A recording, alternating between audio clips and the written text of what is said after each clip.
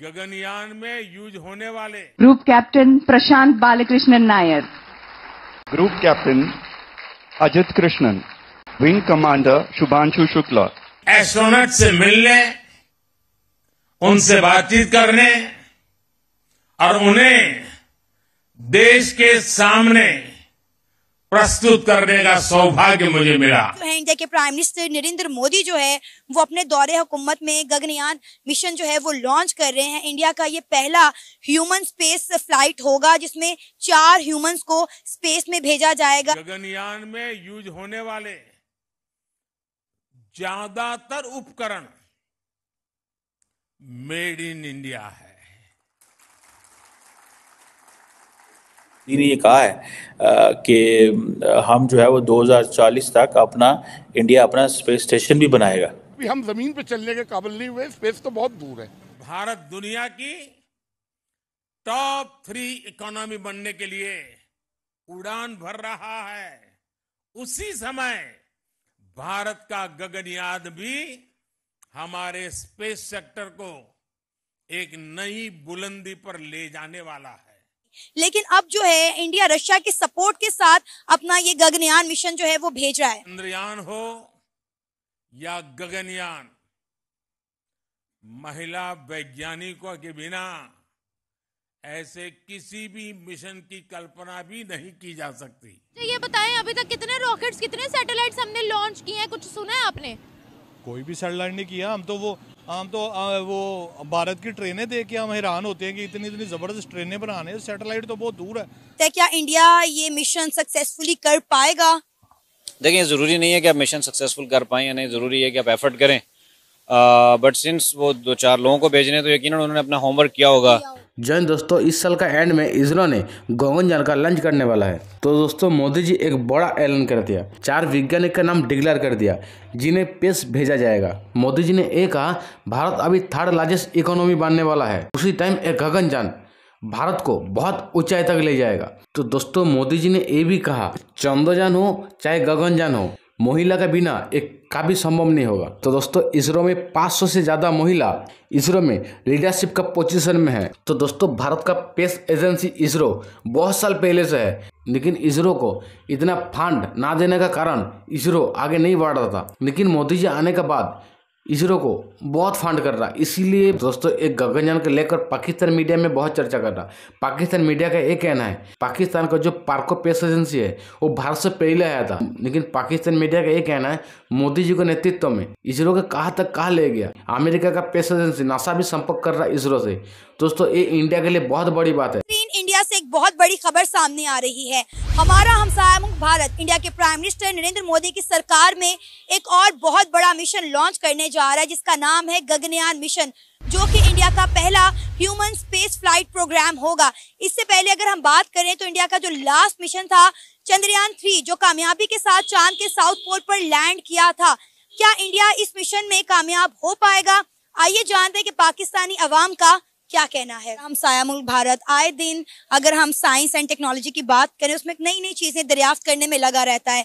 पिछले दिनों हमने देखा चंद्रयान 3 के नाम से उन्होंने अपना एक मून मिशन लॉन्च किया जो कामयाबी के साथ चांद के साउथ पोल में लैंड भी किया। लेकिन अब जो है इंडिया के प्राइम मिनिस्टर नरेंद्र मोदी जो है वो अपने दौरे हुकूमत में गगनयान मिशन जो है वो लॉन्च कर रहे हैं। इंडिया का ये पहला ह्यूमन स्पेस फ्लाइट होगा जिसमें 4 ह्यूमंस को स्पेस में भेजा जाएगा, जो स्पेस को स्टडी करेंगे और वापस भी आएंगे।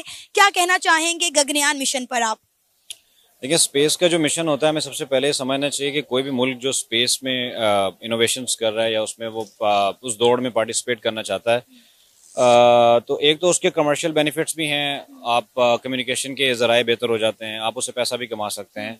उसके साथ साथ ये डिफरेंट मुल्कों में एक तरह से टेक्नोलॉजी की रेस भी होती है, एक नेशनल प्राउड भी होता है कि हम ये कर रहे हैं, और इससे पूरी कौम को एक मोटिवेशन मिलती है।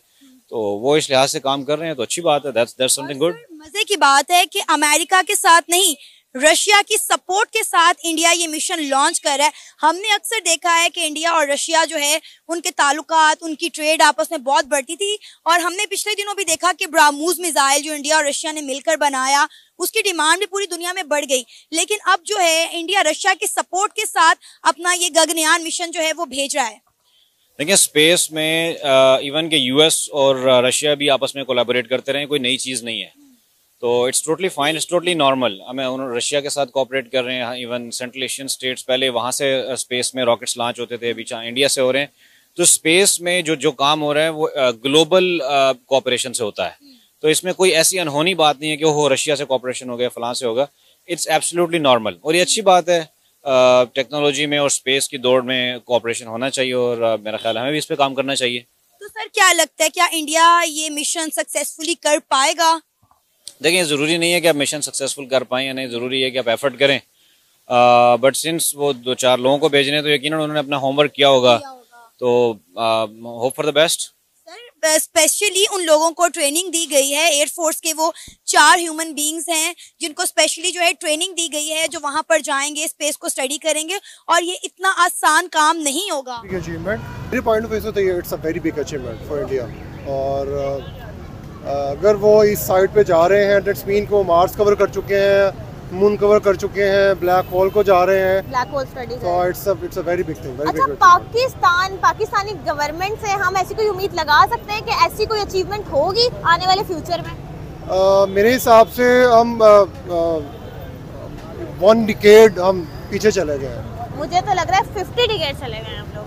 और इट्स टू इनफ। और ये कि 1 डिकेड पीछे चले गए। आप देखें टू इनफ कैसे भाई, दुनिया जो है चांद पे जा रही है, मार्स पे जा रही है, पाकिस्तान में इस वक्त इलेक्ट्रिसिटी नहीं है, और दिन में आपको पता है कितनी दफा इलेक्ट्रिसिटी गई है आज? आपका लग रहा है यूपीएस लगा हुआ है, इसलिए आपको नहीं पता। Exactly, दिन में 2 से 3 घंटे बिजली आई है, तो है काफी पीछे है फिर तो।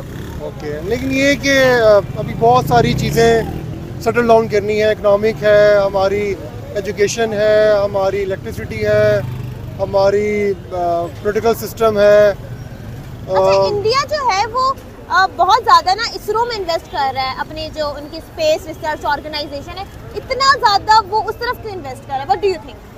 मेरे हिसाब से रिसर्च इस पे ज़्यादा होनी चाहिए। इसकी वजह ये है कि जब आपकी सैटेलाइट ऊपर होगी तो आपके लिए बाकी सब चीज़ें सेटल डाउन करना ईजी हो जाती है। अच्छा। आपकी मैपिंग है, आपका इसके अलावा जो आपकी कह लें जो ये दुनिया के साथ कम्युनिकेशन ईजी हो जाती है, ग्लोबलाइजेशन आपकी ईजी हो जाती है।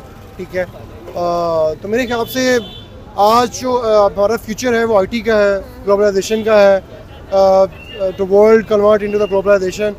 तो ये चीज़ें वो अगर आप अचीव कर लेते हो तो it's become a very good country. ये जो इसरो में इन्वेस्ट करने से अपनी जो स्पेस रिसर्च ऑर्गेनाइजेशन है, दुनिया में, पूरी दुनिया में इंडिया की क्या इम्पोर्टेंस बढ़ेगी?